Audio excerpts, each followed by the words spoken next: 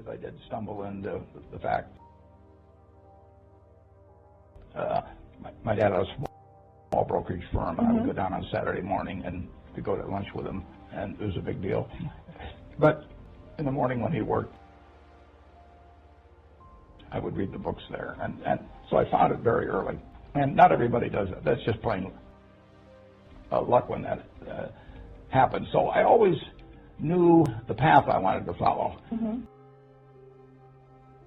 And I was intellectually okay with it from the start, but I got messed up to some extent when we moved from Omaha to Washington. I didn't adjust very well, and my grades were terrible, all kinds of things. So I got very off the track, and it took my wife, basically said she just had to have this little watering can that she sprinkled on me, and finally the flowers bloomed. But it took a while, and I was very fortunate. One of our members is actually asking as a follow-up question. This is Casey from Texas. She's asking, can you remember a specific time in your life when you had the most difficulty adjusting to your career path? And it sounds like maybe that was your move to Washington, but can you sort of inspire our audience with an example of a time when you may have doubted your career path, and how did you move out of that into where you are today? I really didn't doubt my career path, but I was not functioning well. I was okay in some respects, but not in other respects. And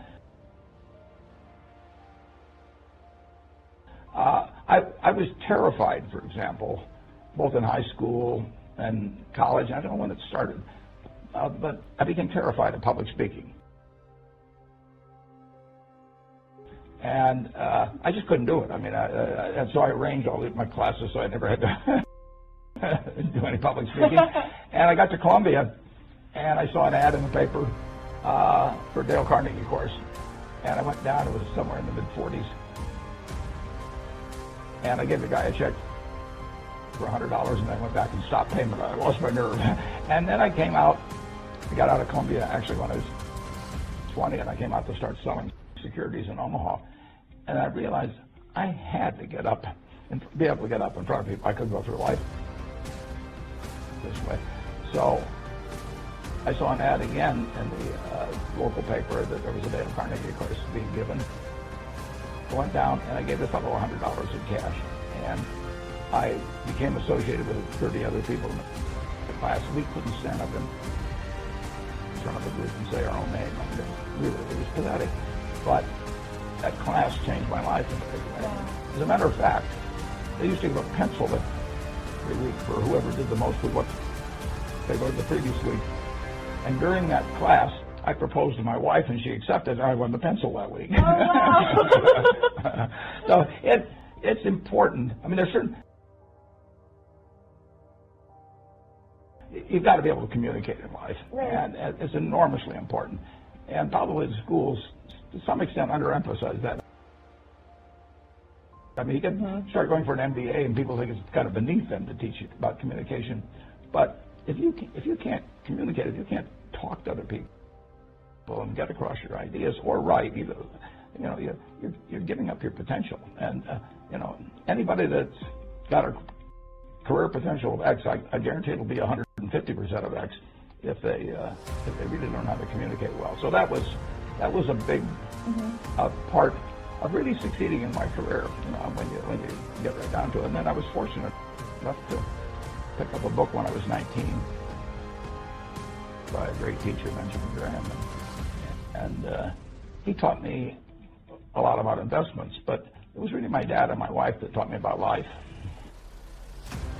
So is your number one, so multiple people, including Devin here from Charleston, asked, what's the one piece of advice you would give to a fellow introvert? And we talked a little bit before this about the fact that this is not in our comfort, either of our comfort zone as fellow introverts. Yeah.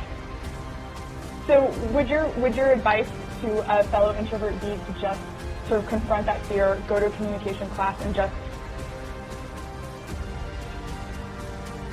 practice out of the fear? You have to do it. I mean, you have to do it.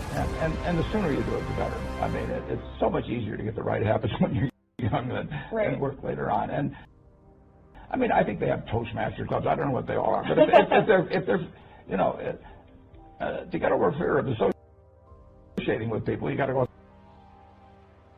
out there and associate. And it's painful. Mm-hmm. It's very painful. When I finished the Dale Carnegie course, now I'm 21, proposed, got accepted and everything, but I was very worried that I would lapse back like I was before. So I actually went up to the University of Omaha, and I want to teach. Mm-hmm. And fortunately they accepted me. So I started teaching a class at night when I was, I believe, 21. And you know, you got to you got to force yourself sometimes to do things. And I know it isn't easy, because it wasn't easy for me.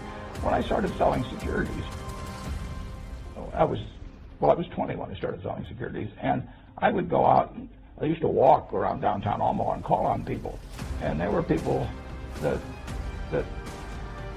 I knew weren't going to be that friendly sometimes. I'd walk around the block 3 or 4 times sometimes. Walk in. Work up the nerve to get in there. Absolutely. You know,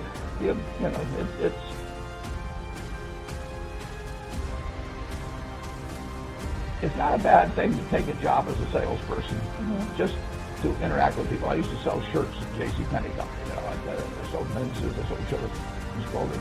And if you are somewhat introverted, like you say you are, and I know I am, just getting out there and forcing yourself to get into a situation where you talk with people. Most of them don't bite. What's the one piece of parting advice that you'd like to share with our members who are in the first 10 years of their careers? You know, just find your passion, and remember, those males around you, a lot of them got a lot of the Wizard of Oz in them.